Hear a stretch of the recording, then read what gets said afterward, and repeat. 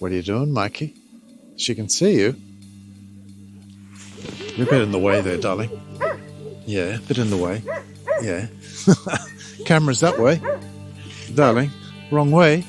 Camera's that way. Isn't it, darling? Hi, I'm Terry Kyle, the Australian founder of everydogmatters.org, here with my buddy Hope, and this is the everydogmatters.org dog shelter here in Bulgaria in Eastern Europe. One of the biggest ways that we're different here is that we have very big yards. As you see here, this yard is 630 square meters. We have quite a few. We have at least 10 in this row. This large yard philosophy is very important.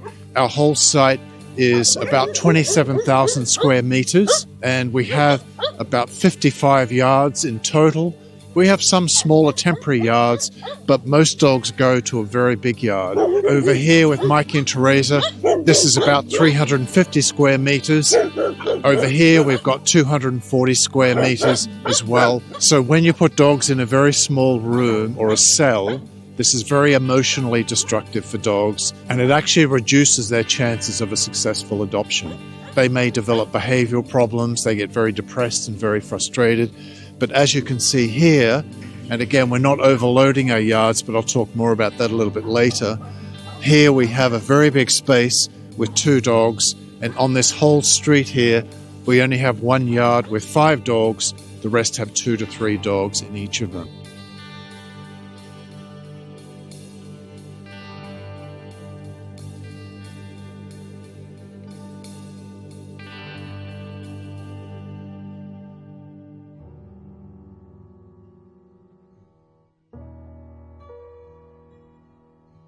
In this yard here, which is one of our smaller yards, it's about 240 square meters. We only have 2 dogs in here, and that's our maximum for yards of this size. Some shelters do have big yards, but they might have 30 or 50 dogs in there, and that's a terrible experience for the dogs. The way we think of it is that we think of the whole process of what we do is really a conveyor belt with the shelter in the middle, and then you've got dogs coming in, such as being abandoned or puppies dumped, that kind of thing, or tragic new cases of abuse that we deal with very regularly. Then you have the shelter, and then you have the adoptions going out the other end. And with the shelter, we're in the middle of that, and we want to give the dogs the very best experience. In a future episode, I'm going to talk about the challenges we face in what people think when it comes to getting a dog, especially a shelter dog or a rescue dog. But we know when people come here and visit, they're usually surprised and amazed at how happy and friendly the dogs are because of the space, which is very important in our philosophy, but also we're not overloading our yards with too many dogs where they're fighting with each other, and it's really unpleasant experience, and this creates behavioral issues as well with dogs. This yard here is about 300 square meters, and currently we just have 1 dog, beautiful BamBam here, is in it. He used to have a yard mate, Freya, and she was adopted quite recently. Here in Eastern Europe, dogs are treated extremely badly, and Shara here, before we rescued her, she was shot in the face and in the chest, and unfortunately those are inoperable, but they're not life-threatening. We do orthopedic operations when necessary, and they're very expensive. We do hydrotherapy when it's necessary. So if you can make a small monthly contribution to everydogmatters.org through our website, through our donate page, that can make a tremendous difference, and we can actually expand our work and definitely continue it in the future. Another way that our shelter is different from many shelters is that all of our dogs are named here, and you can even see the QR code going to their individual page on our website. This means that any visitors, volunteers, people doing team building here at the shelter, when they come to a yard, they can see the dog's name, they can actually scan the code, go to the web page, and this is all about the possibility of building a connection and a relationship with the dog. We know all our dogs by name. Every dog here is named. We know all of their characters, all of their stories, what their individual needs are, and we do our very best to make sure those are met. Another big important difference with the everydogmatters.org dog shelter is that we have our own pretty well-equipped vet clinic here. We have a full-time vet and a full-time vet technician. Anytime one of our dogs has an injury or a medical problem, they get seen to quickly. And we even do orthopedic operations, which are very, very expensive for us as a foundation and shelter, but we always do them when required.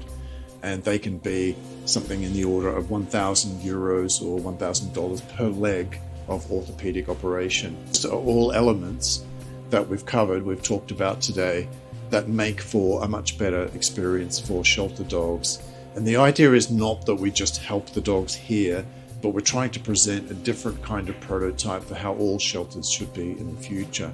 And ideally, we even want to end street homelessness everywhere for dogs. And I'll get to how we're going to work on that in a future episode. But hopefully now that we've seen through the yards, we've looked at the fact that the yards were low density, we didn't have too many dogs there. We know the dogs really well. We highly individualize them. They all have names and recorded histories, and we know their needs. We give them very good food and good medical care here, and we think, or we aim for as good as a properly cared for pet dog would get, but these are shelter dogs here.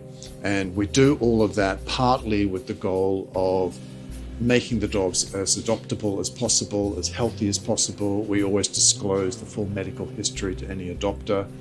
And in some cases, the adopter may walk away, the potential adopter, and that's completely fine. They need to know what they're getting into when they're thinking about adopting a dog. So that's kind of a tour today, and now you've seen all those bits that make up the Every Dog Matters shelter experience, certainly from a dog's point of view. As I've said before, if you like what we're trying to do here with dog shelters and rescue dogs generally, please just share our stories, and you can follow us on Facebook and Instagram as well. But hopefully I've given you a good idea of our philosophy in action here, and this is what makes, I think, this a really good place for rescue dogs.